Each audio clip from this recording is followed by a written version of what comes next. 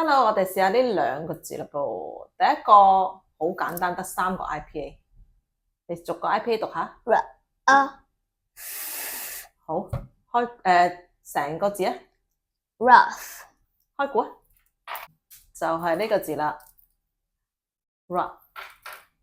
好，下邊呢個咧英文字咧，同上邊嗰個嘅英文字咧，分別只係在於下邊嗰個咧前邊多咗 TH，後邊係一模一樣。咁你估呢個字會唔會讀做 rough？ no 點解 no 呢？phonics 唔一定啱嘅喎。好啦，我哋開估睇下佢點讀。係啊，佢係咁讀噶。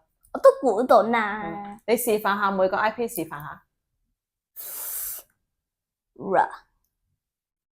o 唔係 O 啊，呢個係 U。sorry 講錯。好，我哋成個字啊。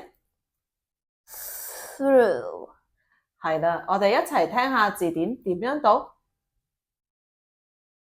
rough through rough 在中文中通常有兩個意思：一、粗糙，指表面不平滑或有凹凸的感覺；二、粗略，指大致不詳細或不精確。Rough means something uneven, coarse, or not smooth to touch. It can also describe something difficult or not exact. The rough surface scratched my hand. 粗糙的表面刮傷了我的手。We made a rough estimate of the costs. 我們做了粗略的費用估算。The seas were rough during the storm. 暴風雨期間海面很波濤洶湧。Rough times teach us valuable lessons. 艱難的時刻教會我們寶貴的經驗。Through 有好多意思，常見嘅係通過、經由或從頭到尾。